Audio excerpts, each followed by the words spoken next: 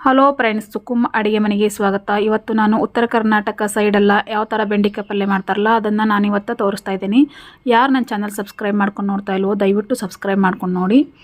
ಮೊದಲು ನಾನಿಲ್ಲಿ ಒಂದು 1/4 kg ಅಷ್ಟು ಬೆಂಡೆಕಾಯಿನ ತೊಗೊಂಡಿದ್ದೀನಿ. ನೋಡಿ, ನಾನಿಲ್ಲಿ ತುಂಬಾ ಈ ಥರ ಸಣ್ಣ ಸಣ್ಣ ಬೆಂಡೆಕಾಯನ್ನು ತೊಗೊಂಡಿದ್ದೀನಿ. ಇದನ್ನು ನೀಟಾಗಿ ತೊಳೆದ್ಬಿಟ್ಟು ಇದನ್ನು ನಾನಿಲ್ಲಿ ಸಣ್ಣದಾಗಿ ಕಟ್ ಮಾಡಿ ತೋರಿಸ್ತಾ ಇದ್ದೀನಿ. ನೋಡಿ, ಈ ಥರ ಸಣ್ಣದಾಗಿ ಮೊದಲು ಬೆಂಡೆಕಾಯಿಗೆ ತೊಳೆದು ಕಟ್ ಮಾಡಿ ಇಟ್ಕೊಂಡ್ಬಿಡೋಣ. ಇದಕ್ಕೆ ನಾನು ಒಗ್ಗರಣೆಗೆ ಇಲ್ಲೊಂದು ಸ್ವಲ್ಪ ನಾನು ಎಣ್ಣೆ ಹಾಕ್ಕೋತಾ ಇದ್ದೀನಿ. ಎಣ್ಣೆ ಸ್ವಲ್ಪ ಬಿಸಿ ಆದಮೇಲೆ ಇದಕ್ಕೆ ನಾನು ಒಂದು ಅರ್ಧ ಟೀ ಸ್ಪೂನಷ್ಟು ಸಾಸಿವೆ ಹಾಕ್ಕೋತಾ ಇದ್ದೀನಿ.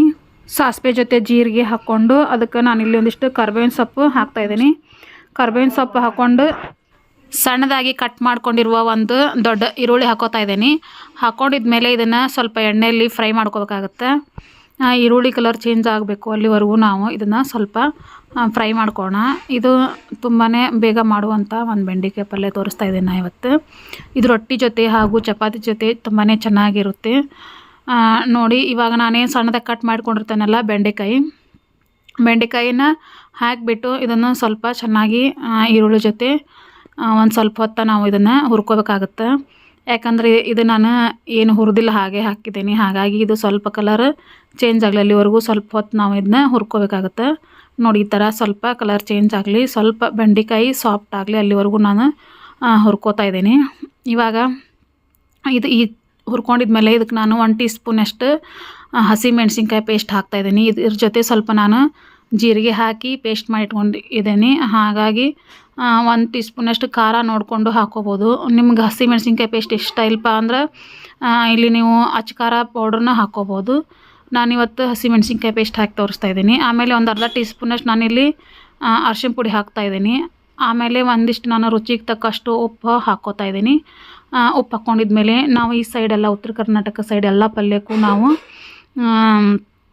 ಗುರೆಳ್ಳು ಪುಡಿ ಅನ್ನೋದನ್ನು ನಾವು ಯೂಸ್ ಮಾಡ್ತೇವೆ. ಗುರೆಳ್ಳು ಪುಡಿ ಅಂದರೆ ಇದು ಹುಚ್ಚೆಳ್ಳು ಪುಡಿ ಅಂತಾರಲ್ಲ ಅದು. ಇದಕ್ಕೆ ನಾವು ಎಲ್ಲ ಥರ ಪಲ್ಯಕ್ಕೂ ಅದು ಕಂಪಲ್ಸರಿ ನಾವು ಹಾಕ್ತೇವೆ. ನೋಡಿ, ಈ ಥರ ನಾವು ಅರಿಶಿನ ಪುಡಿ ಹಾಕಿ ಕಾಯಿಸ್ಕೊಂಡಿದ್ಮೇಲೆ ಇವಾಗ ನಾನು ಸ್ವಲ್ಪ ಇದಕ್ಕೆ ಸಕ್ಕರೆ ಹಾಕ್ಕೋತಾ ಇದ್ದೀನಿ. ಆಮೇಲೆ ಇದು ಗುರೆಳ್ಳು ಪುಡಿ ಅನ್ನೆಲ್ಲ ಇದು ಗುರೆಳ್ಳು ಪುಡಿ ಹಾಕಿ ಇನ್ನೊಂದು ಸರಿ ಇದನ್ನು ಚೆನ್ನಾಗಿ ಮಿಕ್ಸ್ ಮಾಡ್ಕೊಳ್ಳೋಣ.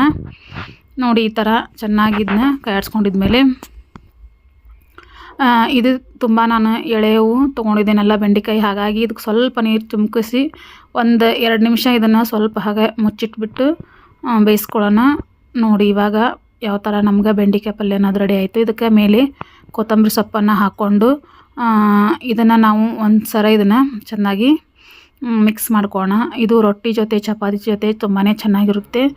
ನೋಡಿ, ಉತ್ತರ ಕರ್ನಾಟಕ ಸೈಡೆಲ್ಲ ನಾವು ಈ ಥರ ಬೆಂಡೆಕಾಯಿ ಪಲ್ಯನ ಮಾಡ್ಕೊತೀವಿ. ಯಾರಿಗೆ ಈ ವಿಡಿಯೋ ಇಷ್ಟ ಆಗಿದೆ ಲೈಕ್ ಮಾಡಿ, ಶೇರ್ ಮಾಡಿ. ಹಾಗೆ ಯಾರು ನನ್ನ ಚಾನಲ್ ಸಬ್ಸ್ಕ್ರೈಬ್ ಮಾಡ್ಕೊಂಡು ನೋಡ್ತಾ ಇಲ್ವೋ ದಯವಿಟ್ಟು ಸಬ್ಸ್ಕ್ರೈಬ್ ಮಾಡ್ಕೊಂಡು ನೋಡಿ. ಇನ್ನೂ ಒಳ್ಳೆ ವಿಡಿಯೋ ನಿಮ್ಗೆ ಬರ್ತಾವೆ. Thank you for watching.